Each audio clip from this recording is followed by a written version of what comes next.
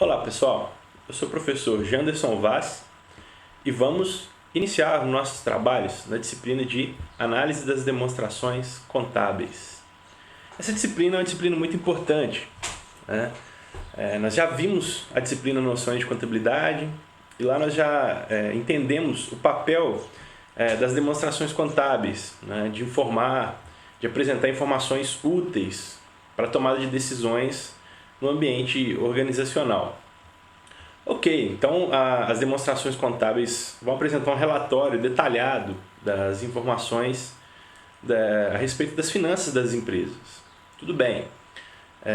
Agora, se nós não tivermos a capacidade de pegar esses relatórios, analisar esses relatórios e tomar uma decisão, é a mesma coisa de alguém que tem uma Ferrari e não sabe dirigir, ok? Ou alguém que tem um ferramental muito eficaz, muito interessante na sua mão, mas não sabe utilizar, não sabe operar com aquilo.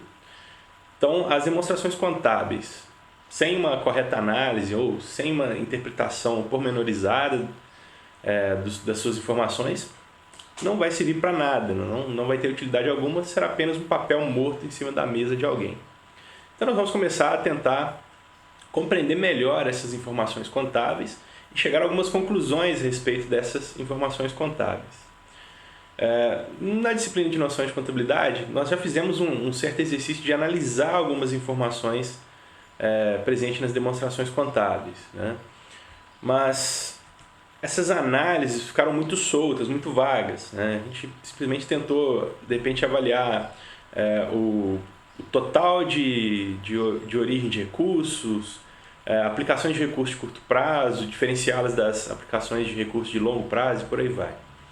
A ideia, então, nessa disciplina de análise das demonstrações é nós obtermos um conjunto de informações mais apuradas, né, dessas demonstrações contábeis que nos permitam tomar decisões. Então, como tomar decisões? Olha, as empresas constantemente tomam decisões a respeito de financiar com recurso próprio, financiar com capital de terceiro as suas atividades, aplicar seus recursos em ativos de natureza circulante ou aplicar recursos em ativos que não sejam circulantes, né?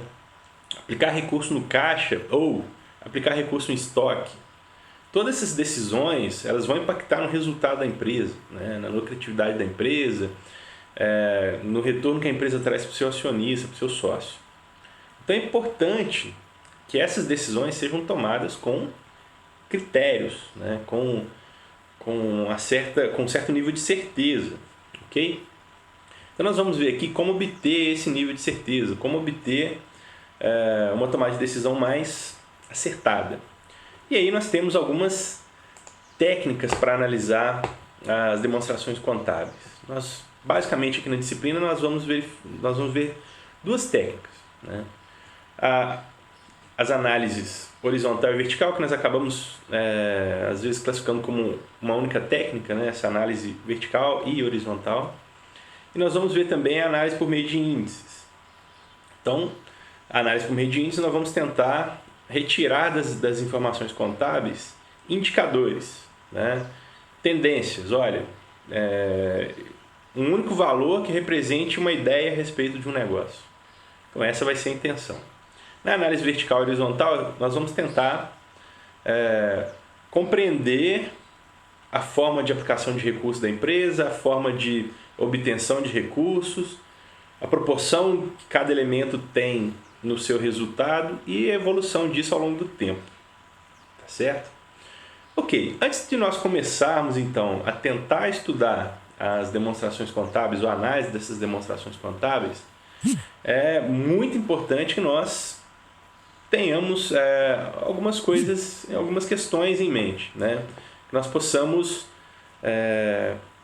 levar em consideração alguns quesitos que são necessários para que começamos a realizar essa análise das informações. A primeira questão a gente nunca vai analisar um único item ou uma única informação contábil.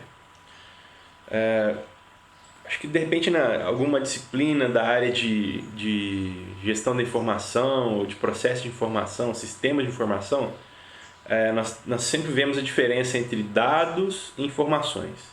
Dado é um único elemento solto, né? Por exemplo, eu tenho R$5 na minha carteira. O que isso significa? Boa pergunta. Agora, se eu digo para você, olha, do meu salário de R$1.000, eu tenho R$5 na carteira. Esses dois dados em conjunto já passam a equivaler para você como uma informação. Ou seja, eu já sei que aqueles R$5 faz parte de um todo, de um total. Então nós nunca vamos analisar só um dado, nós vamos pegar dados e comparar com outros dados para obter informações.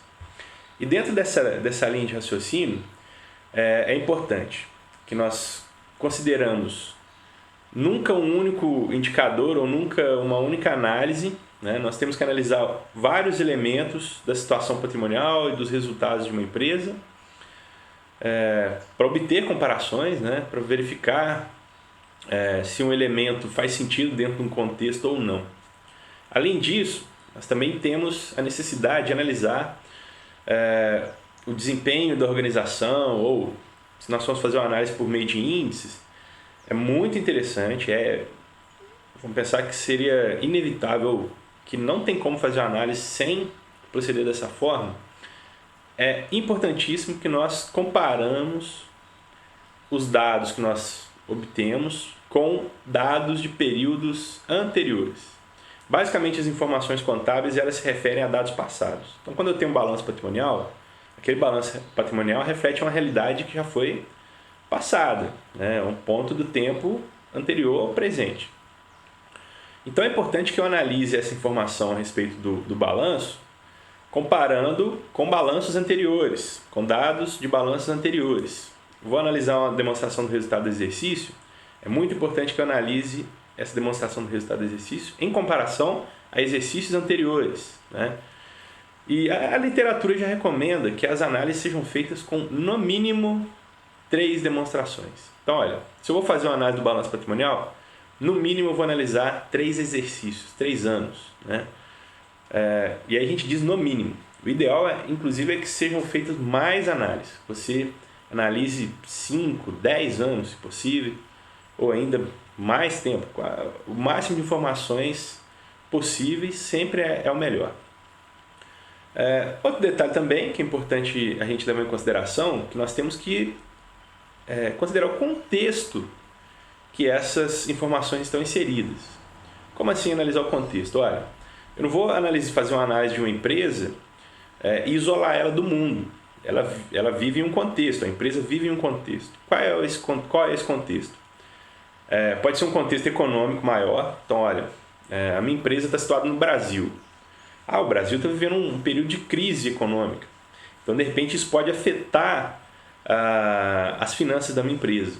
Então, tem que levar isso em consideração. Às vezes não é o desempenho da empresa que está ruim, às vezes o desempenho da economia como um todo está ruim. E às vezes, se eu analisar aquela empresa dentro do contexto, ela nem está tão ruim, né? Então, é importante a gente comparar, a gente levar em consideração os efeitos econômicos, né? O que a economia está dizendo em relação ao todo, né?